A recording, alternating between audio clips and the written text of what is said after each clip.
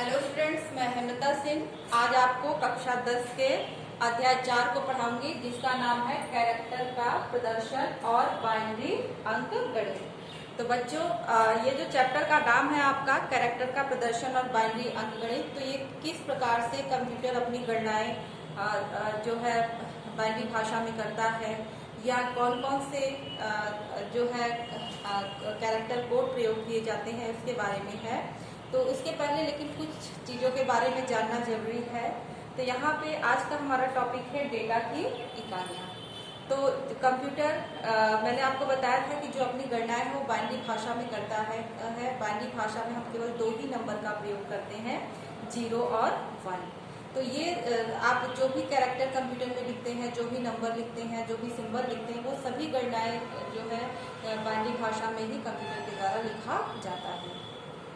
अब ये जो 0-1 है, 0-1 को हम बिट कहते हैं। बाइनरी अगर हम देखें यहाँ पे डाटा की सबसे छोटी इकाई, तो डाटा की जो सबसे छोटी इकाई होती है वो उसको हम कहते हैं बिट। और ये डाटा की सबसे छोटी इकाई में क्या आता है आपका 0 और 1, जहाँ पे 0 हम करंट की ऑफ स्थिति को बताते हैं और 1 को जो है हम करंट की ऑन स्थिति को बताते हैं। तो यहाँ पे 0-1 को हम बाइनरी बिट कहते हैं, और ये बाइनरी बिट जो है यहाँ पे जो बिट है इसका फुल फॉर्म होता है बाइनरी डिजिट।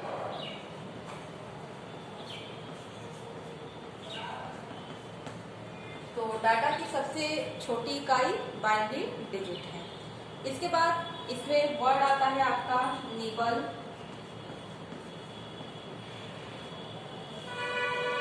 निबल जो होता है 4 बिटों का समूह निबल कहलाता है। कंप्यूटर जैसे इसमें केवल 1 और 0 2 ही बिट का प्रयोग करता है, और इन्हीं 2 बिट से वो कई नंबर की कॉम्बिनेशन बनाता है। तो यहाँ पे 4 बिट, कोई भी 4 बिट का समूह है, जैसे ये है या आपका इस तरह से नंबर है, ये 4 बिट का समूह क्या कहलाएगा? एक निबल।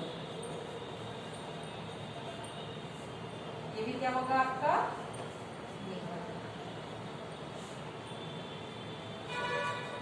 तो 4 बिट का समूह जो है एक निबल कहलाता है। अगर आप जैसे 2 निबल लेते हैं तो वो आपका 1 बाइट के बराबर होता है।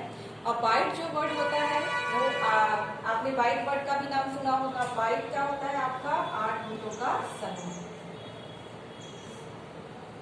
ये क्या होता है? 8 बिटों का समूह।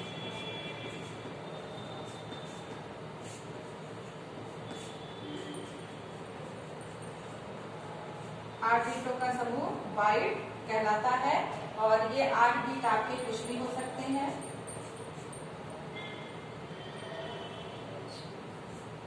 इस तरह से कोई भी कॉम्बिनेशन हो सकता है 8 बिट का। तो ये क्या कहलाएगा आपका?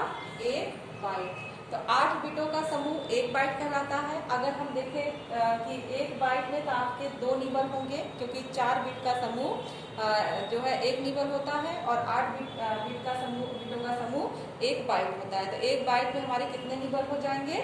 2 निबल हो जाएंगे। और कंप्यूटर में किसी भी कैरेक्टर को अगर हमें व्यक्त करना है, एक कैरेक्टर जो के लिए जो है 1 बाइट की जरूरत होती है, कि जितने भी आपको कैरेक्टर व्यक्त करना है उनके लिए उतने ही बाइट की जरूरत होती है। तो जो हम डेटा को नापने की जो मूल इकाई होती है वो आपकी वर्ड लेंथ ही होती है आपका। तो बाइट में हम डेटा को मेजर करते हैं, क्योंकि एक कैरेक्टर को आपका 0-1 तो बिट है, 4 बिट निबल है, लेकिन अगर एक कैरेक्टर को रिप्रेजेंट करना है तो वहाँ पे हमको 1 बाइट डाटा की जरूरत होती है। और जितना बड़ा का जितने कैरेक्टर होंगे उतने बाइट डेटा का हम प्रयोग करते हैं, और हम ये कहते हैं कि उस डेटा की जो वर्ड लेंथ है वो उतने बाइट है, उतने कैरेक्टर है। जैसे अगर आपका 6 कैरेक्टर है तो वर्ड लेंथ,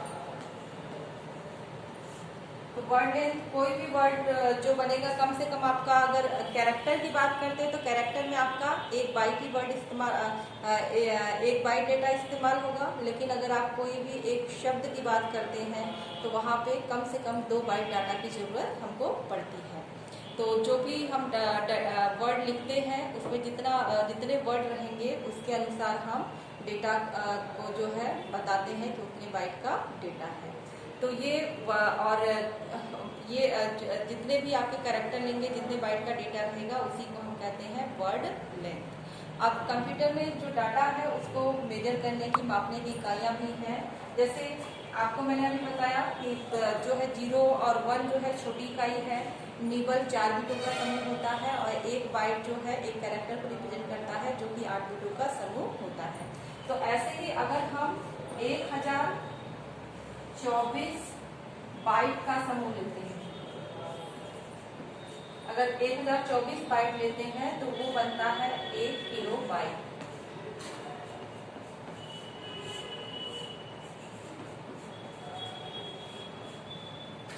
और 1024 किलो बाइट लेते हैं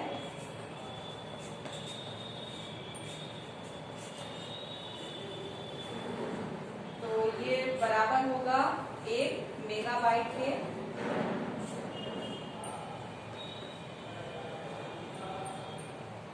और अगर आप 1024 मेगाबाइट लेते हैं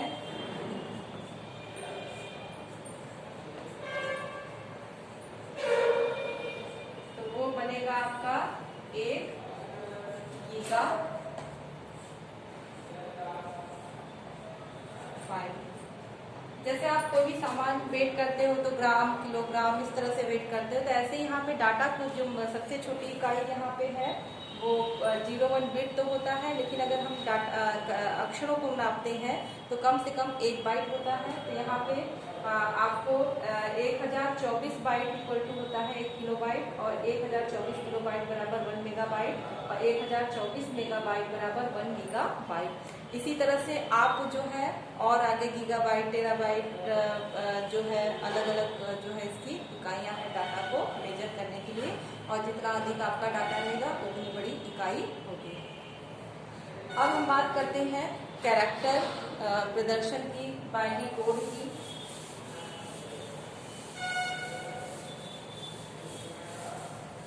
तो कंप्यूटर में जब डेटा को व्यक्त किया जाता है बाइनरी कोड में, तो उसमें क्या होता है कि कई जो है कभी कभी क्या होता है कि अलग अलग जो संख्याएं और अक्षर होते हैं उनका बाइनरी कोड सेम होता है। उदाहरण के लिए जैसे अगर हम ए का बाइनरी देखते हैं तो ए का भी बाइनरी 01 होगा, और जो है 1 का भी अगर आप बाइनरी कोड देखेंगे तो वो भी 01 होगा।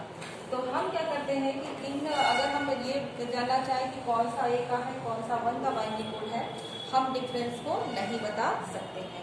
तो उसके लिए कुछ बाइनरी कोड सिस्टम का प्रयोग किया गया है। बाइनरी कोड सिस्टम में कुछ एक्स्ट्रा बिट दी जाती है, और उन बिटों को जो है जोन बिट में जो है बांटा जाता है, जिसके कारण हम कैरेक्टर में कंप्यूटर जो है डिफरेंस कर पाता है। तो वो 3 प्रकार के जो है कैरेक्टर कोड होते हैं, और ये कोड है बीसीडी कोड, आस्की कोड,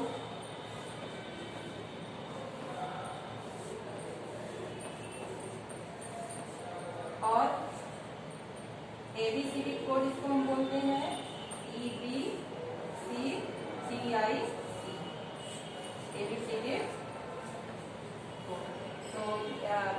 तो ये 3 प्रकार के कंप्यूटर जो है कोड का उपयोग करता है, और इसको मैं आपको अगले भाग में बताऊंगी किस तरह से ये जो है कोडिंग सिस्टम का उपयोग वो कंप्यूटर करता है।